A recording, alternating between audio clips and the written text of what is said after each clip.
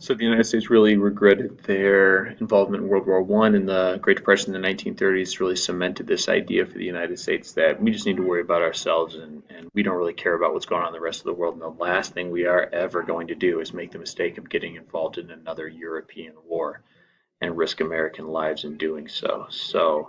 We're going to see how that changes and how the United States ends up joining World War II. Um, so the question is, how did the United States benefit from World War One? Maybe you could say that it showed the potential for American strength and contribution on the world stage. Most Americans, though, in the 1930s would have said it didn't. The United States didn't benefit from World War One. We lost tens of thousands of soldiers, and that's about it. So the lesson was never do this again.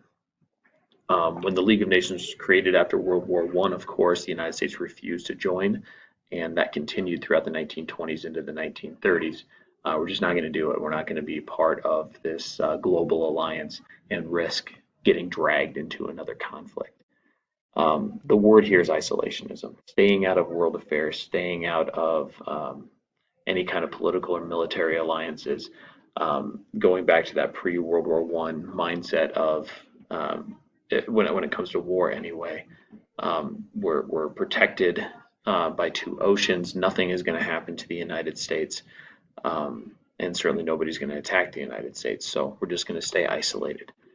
Um, and so there's essentially two competing views here, and one is prominent in the early parts of the 1930s throughout actually most of the 1930s, and the other one slowly takes over as we go. The goal of both of these groups is to stay out of war. There's just two different ways of doing that. So an isolationist would say the best way to stay out of the war is just stay over here and mind your own business. Don't get involved. Just kind of putting on blinders and trying not to get entangled in anybody else's problems. An interventionist, however, says the best way to prevent the United States from getting involved in a war is making sure that there is no war. So being actively involved, this is the Woodrow Wilson um, way of thinking, being involved on the world stage and helping to prevent conflict anywhere. And if there is no conflict, obviously the United States couldn't be involved. So that line of thinking makes some sense too. So most of the country, Republican, Democrat, and everybody, not everybody, but most of the country was isolationist. The president, however, Franklin Roosevelt, was interventionist, and slowly he is successful in pushing his agenda on the rest of the country. Um, a good symbol of this isolationist view is the Neutrality Acts. There were several of them in the 1935 or in the 1930s. The first one in 1935 just really it made it part of the law that we're not getting involved. We're not going to help countries who are doing any kind of fighting. We're not going to help countries who are victims of any kind of fighting, which actually just kind of helps the bullies even more. Um, as Italy and especially Germany was getting more aggressive in Europe, Franklin Roosevelt was getting more and more nervous, especially as Britain was threatened. Um, when Italy's doing its tough guy stuff in Africa, trying to take Ethiopia back and being real macho and everything, FDR makes sure we halt arms sales to Italy. We're not going to help them in their uh, tough guy efforts. Um, the bad news here is that, like I mentioned before, if we are neutral, if we are out of everybody's business, we're only really helping the bad guys because Germany and Italy are rearming, are building up their military, even though it's something that, especially for Germany, the Treaty of Versailles says they can't do. They're doing it anyway, and by not helping their potential targets, that only makes them weaker and makes it more possible for the stronger countries to take over. And as Germany is expanding into the Rhineland and taking Austria, FDR knows that we need to get more active, we need to do stuff, and he's not really caring as much about the isolationists. He has a worldview and he believes it's right and he acts on it. And history has kind of bared out that he was right in that. Um, In 1937, Japan invades China. That's the beginning of the war between those two countries that would continue for 8 more years. And FDR actually speaks out as the first time in a year and a half that he had spoken on foreign policy, which is tough to imagine today. The president going 18 days without talking about foreign policy is tough to imagine. And he talks about how this kind of aggression needs to be contained. Doesn't necessarily call for the destruction of the Japanese government or anything, but just they need to be prevented from spreading. In this case, throughout Asia, almost calling it a disease. As countries get more aggressive, there is more and more support for Roosevelt's intervention policies.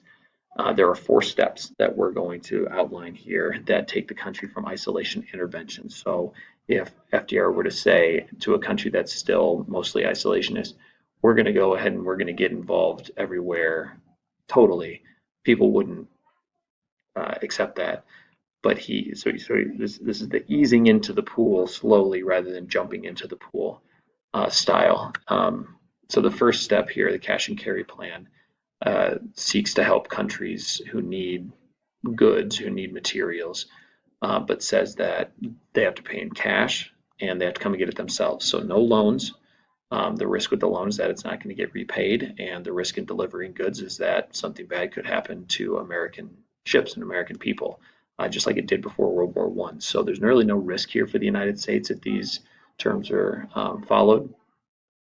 And in fact, you could say it was a good thing for the economy during the Depression that this would happen. So we're helping, but we're doing it in a way that assumes no risk for the United States. So slowly moving away, gently moving away from intervention. Another step is in 1940, after the war started in Europe, the United States traded 50 old destroyers, kind of like smaller warships, to Great Britain for 8 military bases in the Caribbean. It's a trade. Anytime there's a trade, there's a risk that you're not getting equal value. But Great Britain needed these, and we did get something back. So, it's another move away from isolation, but not a huge one. In September 1940, the United States, for the first time in its history, was drafting men into military service before actually being at war. And that's a big step. That is signaling to the country that we need to be ready. And it's also potentially signaling to possible adversaries that the United States is, in fact, getting ready for war. And so if you're a country like Japan who may conceivably go to war with the United States, maybe you attack first before the United States is fully ready. Now, I'm not saying that this led to Pearl Harbor, but there is risk there. And the final step away from intervention is the Lend-Lease Act in 1941, when Great Britain ran out of money. We still sent weapons and war goods over there with the idea that they will pay us back or give us the goods back if they're not used. So that is, there's a lot of risk there that you're not going to get paid back, and you are choosing a side and potentially making enemies there. But at that point, the threat to Great Britain was real, and FDR really felt that this is something that the country needed to do, and more people were feeling more comfortable doing that. Now, in the Pacific, the idea of the United States going to war with Germany was a little far-fetched. Germany's not going to attack the United States, and again, the United States going to fight another European war was still seen as unattractive. But Japan was spreading around the Pacific and getting closer to American possessions like the Philippines, Guam, and even though Hawaii was fairly remote from where Japan was, and that is still out there. To send a message to Japan, the United States refused to sell Japan any more oil or scrap metal, and just trying to send a message and trying to starve their war machine a little bit. And these are two things that Japan really needed for their military, for their industry. So that really made Japan kind of angry. And the idea that there would be some kind of response or that tensions would escalate enough that there would be an attack or a war was becoming more and more realistic. The belief at the time was that if Japan was going to attack the United States, it was going to be in the Philippines. It was closer to Japan. It was a key location. The United States had military possessions there, and that would hurt the United States and help Japan and be not easy, but easier to do than other locations. The key here is that the United States isn't going to attack first. We respond, but we're not going to attack first. The idea that Japan was going to attack Pearl Harbor was seen as um, unrealistic. Hawaii was too far away.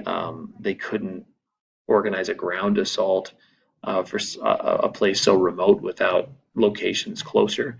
Of course, when the Japanese do attack Pearl Harbor, it's not with troops on the ground, it's planes in the air. And so those aircraft carriers and airplanes, the new style of warfare, allowed the Japanese to attack Pearl Harbor, which they do on December 7th, 1941. This is another date that you're going to have to know and memorize. That's when Japan attacks Pearl Harbor. The United States declares war the next day on December 8th. Now we're at war with Japan. Japan had an alliance with Germany and Italy. Germany declares war on the United States. So we're in both wars. And the rest of the unit is going to explore what the consequences of those declarations of war were going to be.